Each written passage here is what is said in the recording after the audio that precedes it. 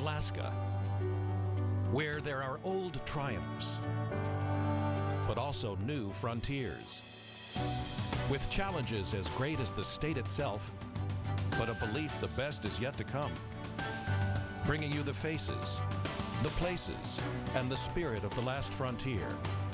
This is Frontiers with Rhonda McBride. Welcome to Frontiers. This week we focus on the military in Alaska as we are still absorbing the news about the Army's plans to downsize its troops in Alaska by nearly 3,000. The announcement comes in times of tight budgets and as the United States attempts to phase out its military presence in Iraq and Afghanistan. And yet closer to home, there are worries about the economic fallout of a decision that for now seems beyond our control. But it's not the first time that this has happened, and KTVA's Bonnie Bowman is here to give us some historical perspective. Bonnie? Well, Rhonda, the story of the Army in Alaska is one of ebb and flow, build-ups and drawdowns as the world climate demanded. After almost 150 years in our state, the Army is also a main character in Alaska's story recorded at the Alaska Veterans Museum. Where did it all begin? It all began in Sitka in 1867.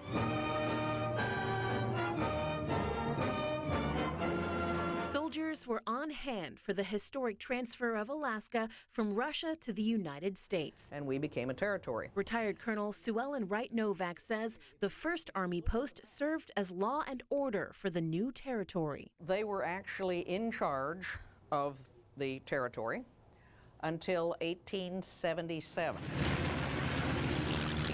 The Army grew slowly until its first big boom at the start of the Second World War. The big buildup began in 1940 when they built Fort Richardson, Elmendorf Field. The months of training that toughened them to rigors of wind and weather. World War II brought an influx of troops, the construction of the Alcan Highway, and the expansion of the Army's footprint. The Army has been all over everywhere in Alaska, but many of those were telegraph stations or weather stations, something like that. World War II also brought death to the territory. An operation designed to break the American line of sea defense. The Japanese bombed Dutch Harbor, then invaded the Aleutian Islands of Attu and Kiska, the only time American soil has been occupied. Invasion boats filled with men and guns, determined to wrest the island from the enemy. It took a year for the Army to reclaim the islands at a cost of hundreds of lives. Attu is actually the second most costly battle in the Pacific, second only to Iwo Jima. Peace followed the end of the war, and so did the first major drawdown of the Army in Alaska. This is what we always do. As soon as the war's over, we start demobilizing, they call it. And so they were discharging people and sending them back to civilian life. And then, of course, we have to build back up for Korea. And then we have to build back up for the Cold War. Alaska's close proximity to Russia brought another military boom. And the Cold War really finished growing Alaska, if you will. The construction of the Nike missile sites, the distant early warning sites on the North Slope, and new waves of soldiers. It also highlighted the new state's strategic importance, as acknowledged by the Alaskan Army commander in 1979. It's undeniably almost a crossroad of the world if you're talking about the polar route. It's very important strategically. The end of the Cold War brought another period of peace until 9/11 changed the world again. The Army established the 425 Airborne Brigade Combat Team at Fort Richardson. Troop levels went from 2,000 in 2001 to almost 6,000 by 2012.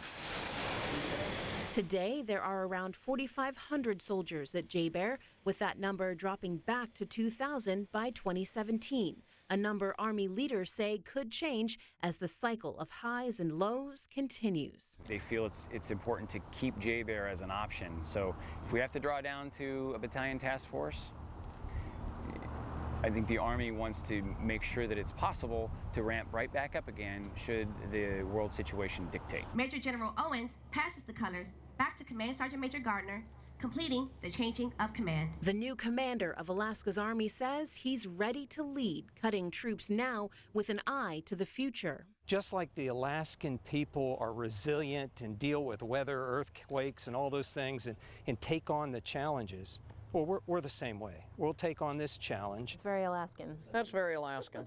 Yep. Yeah. We even have our bears. If the history on display at the Veterans Museum teaches us anything, it's that Alaska and the Army are tied together. These are called shoe packs. And as the gates to the Arctic open, another time of change could be coming. The Coast Guard being here and building up, the Navy potentially building up is wonderful. But it still takes the people on the ground. That's still what it takes. It takes the Army. Yep, it takes the Army. The recent announcement of cuts was met with dismay by Alaska's leaders. Mayor Ethan Berkowitz said the loss of the soldiers will be a hit to Anchorage's economy, and the governor vowed to fight the cuts, concerned about the state's security in light of Russia's buildup in the Arctic. The governor says he'd like to see the Navy establish a base in Alaska, growing the military presence rather than cutting it. Boy, that museum was really interesting. It's amazing. We've got to go visit that again. Now, on to the present, the 425 Airborne Combat Brigade. They're taking the hardest hits. They are, Rhonda. You know, I've seen the 425 in action. I went to Thailand with them, and they have such a unique capability, flying 17 hours, jumping into a country, immediately starting maneuvers on the ground. You know, it is unique to the Arctic, and it's something that the Army needs in this region. You know, I've talked to commanders here who say that going down to a task force, they'll still have those capabilities, just a smaller size. They say they'll be more maneuverable, but it'll be interesting to see, you know, if they are able to meet the demands of being the only airborne task force in the Arctic, or if they will need a bigger size in the future. Maintaining that integrity. Well, thanks a lot, Bonnie Bowman. Well, still ahead, we go one-on-one with U.S. Senator Dan Sullivan about military cuts to Alaska. And later, Alaska's cold weather climate is a strategic benefit to the military. We'll hear more about that from retired Colonel George Vakalis.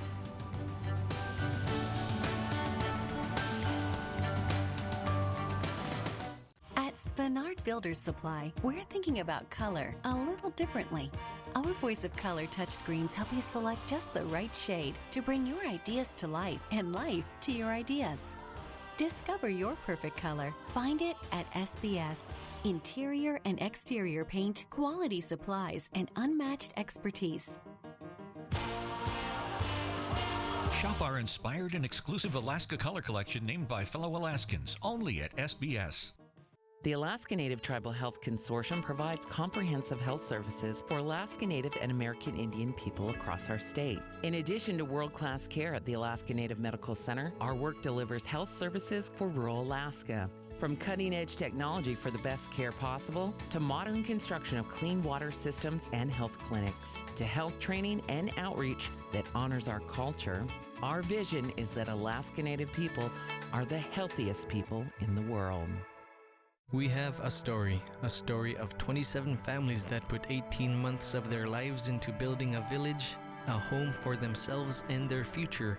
Our Inupiat culture goes back thousands of years, carried by a strong sense of community. Our relationship with our natural surroundings is at the heart of our culture. By investing in future generations through development that is balanced with the love of our land, the Gupi Corporation brings together traditions of the past with visions of the future. Your seat cushion can be used to grant wishes. Who said that? Hello? Really can, you know. You talking to me? Sure am.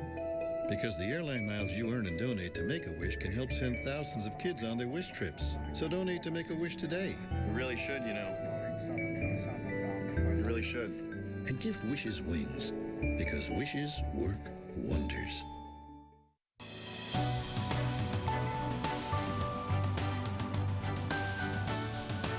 Dan Sullivan joins us from Washington, D.C. to talk more about the impact of military cuts. One of the things that everybody wants to know, do you think that Congress can eventually reverse some of these cuts? Absolutely. We have just begun to fight. Certainly can't promise anything, but I can promise you this. I'm putting every ounce of energy I have into making the case that this is a strategic mistake, strategic blunder, in my view, by the Department of Defense. One of the things is if you just go on the internet and you Google military cuts, you know, you'll see that bases from all over the country are trying to fight to put those cuts back. So you're going to be competing with every senator and congressman who has a military base in their district. What arguments are you going to use to make our case? You raise a good point. Everybody's going to talk about this issue with regard to their state. I do think that we bring certain credibility and capability that literally no other state in the country brings. Even the Secretary of Defense, during his confirmation hearing, when I asked him the question, what was the famous statement made about Alaska's strategic location, the most strategic place in the world? And he agreed with that. But it's not just our location, it's the capability of the 425. The only airborne BCT in the entire Asia Pacific, the only airborne BCT in the Arctic, with this 1st Stryker Brigade in Fairbanks, the only Arctic cold weather trained large-scale unit in the entire U.S. military. We have capabilities and credibility that make us unique, and you're going to hear me keep pounding and making those arguments. Can you tell us what a BCT is? Brigade Combat Team. So that's the 425. That's the 5,000 Arctic-trained airborne soldiers that we love in Alaska. We have 2 BCTs. That's a really, really hard-hitting, kick-the-door-in capability that we have in Alaska. We have 2 of the finest, and we want to keep them both. Well, Senator, one of the things that I've heard you say is that these cuts hurt the nation, they hurt Alaska, they jeopardize security. Can you talk about that? You've been watching the news. The Russians are moving in a huge way in the Arctic. They've increased, they're going to increase by 4 BCTs, Arctic BCTs. They're going to create a new Arctic command. They're building 13 new airfields. They had a huge military exercise. So again, in the defense authorization bill, I got an amendment in there that talked about the need to assess the new threat environment in the Arctic, to put together a U.S. military strategy and an operations plan. That's in the bill. Well, one of the things, we always see this juggling act going between modernizing the military, but yet also being aware that communities depend upon their military bases. So as a senator, you know, you have to look out for Alaska, but you also have to look out for the good of the military. Can you talk about this juggling act? I think it's a great question. I just happen to think that in our situation, you can do both. You can look out certainly for the community, our community, and again, nobody in this country, I'm convinced, supports our troops better than Alaskans. I think we are hands down #1 in that regard. But as I mentioned, the importance of our location, the importance of these troops, the unique capability of these troops, the only airborne BCT in the entire Asia Pacific. You know, yesterday, the incoming vice chairman of the Joint Chiefs of Staff, he was asked a question about the countries he sees as the top threats to the United States. He mentioned Russia, North Korea, and China. Well, guess which units are closer than any other units in the United States to those threats? Our units in Alaska, the 425, the 1st Stryker Brigade. Governor Bill Walker has said that we shouldn't be cut, but in fact, you know, we should have more of a military presence in Alaska, and including a Navy base. We had one years ago in Adak. Do you see something like this coming back? Well, look, I want Alaskans to know, you know, during the run-up to this, I've been working very closely with Governor Walker. As a matter of fact, last week, I think we were on the phone 3 different times in 3 days. So I certainly want to look at what he's talking about. I had the incoming Chief of Naval Operations, the new 4-star Admiral, in charge of the Navy, who's going to be up for confirmation next week. And I raised the issue, again, of the Arctic, of the lack of capability, even though this is becoming a hugely strategic place in the world that other countries are very interested in, and that we need not only Army forces, but as you're mentioning, Coast Guard, icebreakers, and a naval presence. So I think, you know, what Governor Walker's talking about is something that we're going to look hard at. Thanks for sharing your insights on the military. Senator Dan Sullivan. Great. Thanks, Rhonda. I look forward to seeing you when I'm back home. Thanks a lot. Thanks. Well, Alaska has a long history with the military still ahead, cleaning up from World War II. We'll take you to Yakutat and show you how the Tlingit tribe is taking back their land. And the sights and sounds of the Mount St. Elias dancers.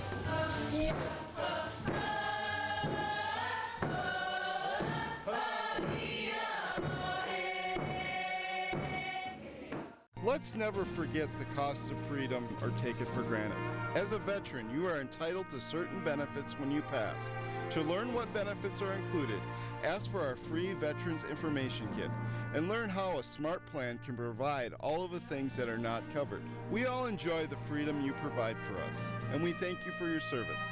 This is Dominic Asara, owner and operator of the Cremation Society of Alaska.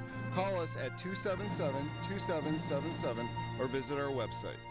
At Spenard Builders Supply, we're thinking about color a little differently. Our Voice of Color touchscreens help you select just the right shade to bring your ideas to life and life to your ideas. Discover your perfect color. Find it at SBS. Interior and exterior paint, quality supplies, and unmatched expertise. Shop our inspired and exclusive Alaska color collection named by fellow Alaskans, only at SBS.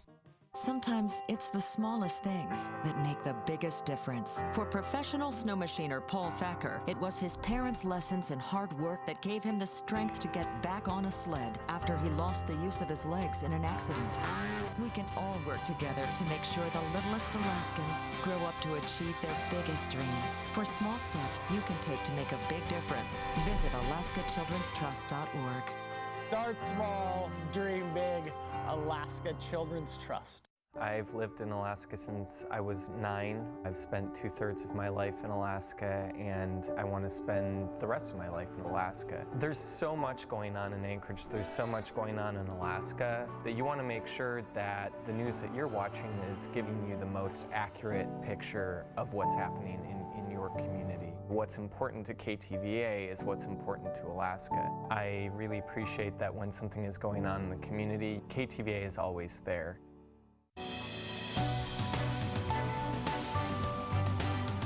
Alaska has reversed military cutbacks before. Can we do it again? Well, it all depends on making a clear case that it's in the nation's interest. And joining us, George Vakalis, a retired Army colonel, to tell us what the odds are. What do you think it'll take to reverse these cuts? Well, you know, the factor I think that they looked at first was the cost. It's extremely expensive to basically have and house military members here in Alaska and also Hawaii, so substantial costs. But, you know, you've got that on one hand, but what they also should be looking at, and we certainly hope that they did, the geographic location, the ability to deploy to all of the hotspots in the world faster than anybody else, the vast training area where you can actually get your forces and jointly trained with the Air Force on a day-to-day basis using all your weapon systems. That's very, very hard for any other location where the Army is today to be able to do that. You can't replicate it. It's hard to imagine that, because when you think of like going from Fort Bragg to say Kiev in the Ukraine, it seems closer when you look at the globe, but actually Alaska is closer. Alaska is definitely closer than any other hotspot that we have in the world today, and has been, obviously. And was it General Mitchell that said that this is the crossroads, and you know, this is where the military needs to be. It's strategic. So one of the things that people keep touting is our cold weather capability, and that it's really in the nation's interest that we maintain it here as much as we can. There's a misnomer that if you train in the cold, you can't deploy and you can't work anyplace else. That is totally a misnomer. If you look at what soldiers up here have to endure all year round, and if you look at the equipment they have to wear, one factor that remains no matter where soldiers deploy, and that is dehydration. And whether you're in the desert or whether you're here, dehydration is a big factor, and you have to treat that the same no matter where you deploy to. And so the principles are the same, so you learn that. Exposure to skin and feet and everything else, whether you're in a hot environment or in cold environments, the same. Up here, they have the opportunity, because of the weight that they carry on a day-to-day basis to sustain their self in the cold weather environment, their upper body strength and everything else is in great shape. So they can acclimatize so much faster when they go to a hot environment than the reverse. Now that's also counterintuitive, but why is it that you can't necessarily take troops from the lower 48 and put them in a cold weather environment? Why doesn't it go the other way? Well, you certainly can, but you have several obstacles. Obstacle number one is when you're in a warmer environment, your blood is thinner. So it takes a while for your blood to get thick, and the thicker your blood is, of course, then the more insulation capacity you have. But even more important than that is to get up here in the Arctic and to survive, you have heavy, heavy gear. And so getting used to carrying around and walking around and going on patrols and different type of military operations, or even jumping out of airplanes, is substantially different than other places in the United States. Well, you know, you've been around all of these, you know, proposed base closures for Alaska and been on the team that's helped avert some of these. Do you think that we have a chance here to do that? You know, how would we go about it? It seems like so much is out of our control. Well, you know, fortunately in this case, from that perspective, we're not the only game in town. You have other locations where, you know, they're losing troops. And so certainly the congressional delegations from those other locations are mounting up a defense to hold those troops there, just like ours is.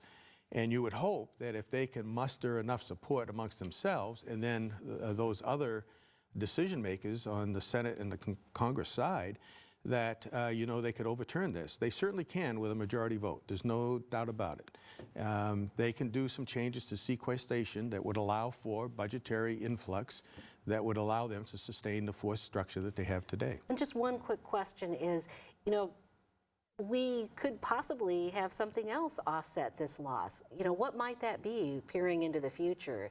Is there any opportunity to maybe recoup this loss? Well, we know that we have a real big threat ahead of us, and that is in the Arctic Ocean.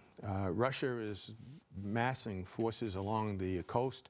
They're trying to preserve the passageways, and there's 3 major passageways. And as you know, they're only open a couple of times during the year. But as the ice melts, that whole area, that vast area, will be open for oil and gas exploration as well as fishing. And that's going to be very important because the reserves there are significant. All right, well, we want to thank you very much for joining us, giving us some perspective, and we will continue this conversation on the web. Well, turning back the clock, during World War II, the military had hundreds of sites around the last frontier, but after the war, military debris was left behind to clean up, some of it on Alaska Native lands. Heather Hinsey shows us how tribal crews in Yakutat are working to restore the earth. We're taking apart these Quonset huts that are all back here. There's about 5 or 6. It's a project 70 years in the making, removing debris the military left behind in Yakutat after World War II and the Cold War. I think it's just tedious, you know, and instead of trying to move so fast and be efficient, you got to be like really methodical and think about your movements. So. It's not just old Quonset huts tucked back in the woods. Relics from the past litter the shoreline. This is the Panama gun placements. They were worried that the Japanese would come and try to take the coast up here, so they put some defense over here. This area near Yakutat is one of about 700 sites the Department of Defense had in Alaska. After the Alaska Native Claims Settlement Act, Alaska Natives got their land back, but a lot of it had been contaminated by the military. This was the mess hall. The other ones were used just to house military personnel, really. The military then created the Native American Lands Environmental Mitigation Program in an effort to clean up the formerly used defense sites. Every part of the land that we own generally is feeds the tribe or feeds the clan, and to have all this debris out here is a problem for us in that the access and use is limited. No one wants this in their backyard. The Yakutat Cleanup tribe is working with the Department of Defense to fix up dozens of those sites in the southeast community. It's taken 8 years and more than $4 million. Locals say it's disappointing to see such a mess, but cleaning up the debris creates good-paying jobs. All of us are going to school, so this job provides us a lot of money to be able to come up here and then go to school and pay off school and essentially get our bachelor's debt-free. All the hard work, the time, and the money is worth it to the Tlingit people to take back their lands and restore them to what they once were. For Frontiers, I'm Heather Hinsey in Yakutat. Another big worry about these sites, groundwater and soil contamination. The Yakutat Tlingit tribe had to shut down its culture camps about a decade ago when it found dioxin levels in the soil were 14 times higher than they should be. Well, for the Tlingit of Yakutat, the land and culture go hand in hand. And when both are whole, the traditions thrive. Traditions the Mount St. Elias dancers are carrying on.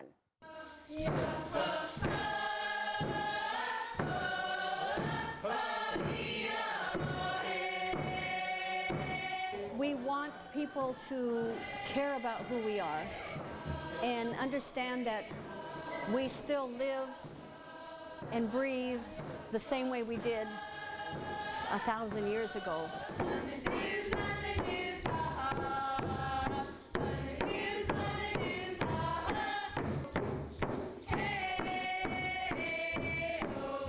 People will go away having a little bit more knowledge and a feel for who we are, what we're about.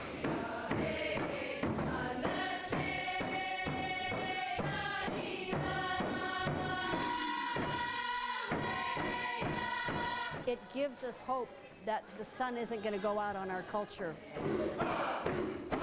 It will continue.